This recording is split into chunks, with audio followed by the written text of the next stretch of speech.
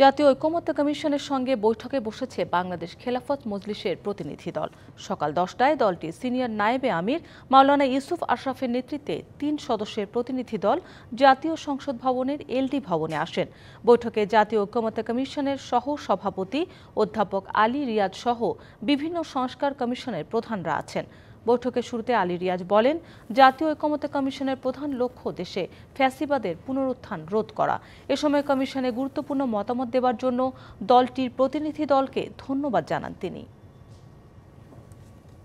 এই সংস্কার কমিশনগুলোর উদ্দেশ্য হচ্ছে বাংলাদেশে এমন একটা ব্যবস্থা তৈরি করা যাতে করে বাংলাদেশে পুনরায় কোনো অবস্থাতেই একটি ফ্যাসিবাদী শাসন প্রতিষ্ঠিত হতে না পারে। পাশাপাশি যেন জনগণের অধিকার প্রতিষ্ঠিত হয়, জনগণ যেন বুঝতে পারেন যে তাদের যে অধিকার সেটা সুরক্ষিত আছে। তারই প্রেক্ষাপটে সংবিধানের সংস্কার, নির্বাচন ব্যবস্থার সংস্কার সহ বিচার বিভাগ সহ বিভিন্ন ক্ষেত্রে রাষ্ট্র সংস্কারের উদ্যোগ নেওয়া হয়েছে। এ নিয়ে বিস্তারিত জানাতে সরাসরি যুক্ত হচ্ছেন আমাদের সহকর্মী সাব্বির রোজ। তিনি আছেন জাতীয় সংসদ ভবনের এলডি হলের সামনে। সাব্বির, ঐকমত্য কমিশনের সঙ্গে খেলাফত মজলিসের আলোচনার বিষয়ে কোনো তথ্য পেয়েছেন? বিস্তারিত জানান। ধন্যবাদ শান্তা আপনাকে। আপনি যেমনটি বলছিলেন, ঠিক 10টায় বৈঠকটি শুরু হয়।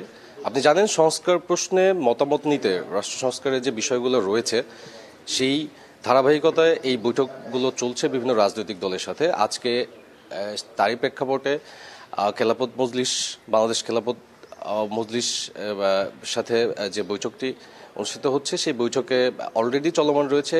আপনি জানেন যে পট পরিবর্তনের পর পরিবর্তিত প্রেক্ষাপটে 2 ধাপে 11টি সংস্কার কমিশন করা হয় এবং পরবর্তীতে 5টি সংস্কার কমিশনের প্রধানদের নিয়ে জাতীয় ঐকমত্য কমিশন করা হয় এবং সেখান থেকে এক রাষ্ট্র সংস্কারে বা রাষ্ট্র মেরামতে 166টি সুপারিশমালা দেয় জাতীয় ঐকমত্য কমিশন বিভিন্ন রাজনৈতিক দলের কাছে। মোট 39টি রাজনৈতিক দলের কাছে এই মতামত চেয়ে স্প্রেডশিটগুলো পাঠানো হয়। বিশ্বমানের থার্মিক্স রড, সালাম স্টিল থার্মিক্স, দেশের একমাত্র থার্মিক্স রড।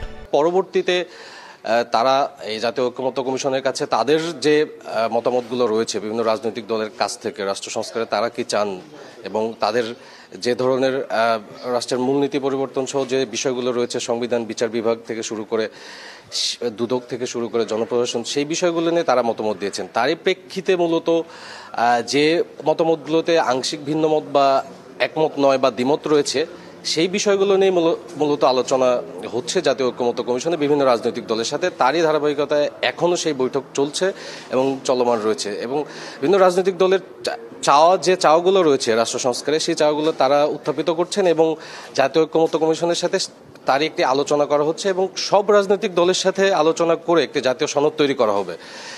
এখন পর্যন্ত মোট 12টি রাজনৈতিক দলের সাথে জাতীয় ঐকমত্য কমিশনের এই বৈঠক অনুষ্ঠিত হয়েছে। তো যে বৈঠকটি চলমান আছে তার পরবর্তীতে তারা অফিসিয়ালি যখন ব্রিফ করবে তখন আপনাকে বিস্তারিত জানাতে পারবো শান্তা। তো এই মুহূর্তে বৈঠকটি চলমান আছে, এটা সর্বশেষ। রোজ, আপনাকে ধন্যবাদ।